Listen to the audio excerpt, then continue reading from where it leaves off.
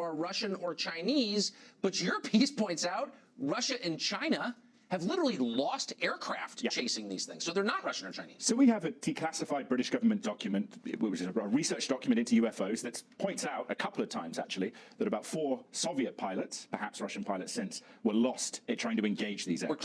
Were killed. Does it say how? Doesn't say how. And I haven't been able to find out how. I did hear from someone, though, engaged was an appropriate term to use, so that they were trying to shoot these things down, was the implication. Okay, so if Russia, China, and the U.S. have all had this experience, then these are not. These are not. And I think that's a pretty clear assessment on the part of the military. These are not made by human beings. No.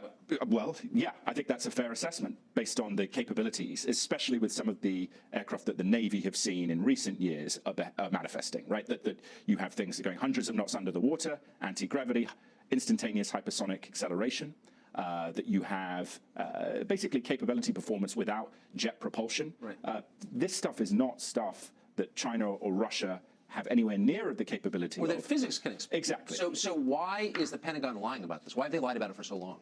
I mean, you know, that's the golden question. I think one reason is that a lot of people in the Pentagon fully don't understand what this is. I think they come to the conclusion it ain't from here. Yeah. But beyond that, they're somewhat flummoxed. And you think they have come to that conclusion? Yes, confidently. They think this is extraterrestrial, just to be totally blunt about it. Or extra-dimensional, something extra, let's put it that way. It's not from this world. Not from this world, and not from Elon Musk. You know, some people say maybe it's some secret billionaire somewhere.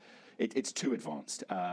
It's also quite extraordinary the degree to which when these things happen, right? When we've seen a lot of, you know, or some coverage, not as much as we would want to see on the Navy in particular, but the nuclear synergy, the nuclear identifier. Yes. A guy, Robert Hastings, wrote a book about this 10, 15 years ago, which is at some point probably going to become a bestseller because it talks about these things actually deactivating, in a couple of cases, US and Soviet ICBMs in the Cold War. So whatever these things are, intelligent machines, they're not ghosts, blips on the radar, also their ability to move, you know, both through space, air, and hundreds of knots underwater in terms of friction. Nothing can go hundreds of knots. I mean, the whole thing is, so we're out of time, unfortunately. We should have led the show with this. We should be leading the show with this tomorrow, and so should every other newscast. Well, it's but great they're you're not. covering it.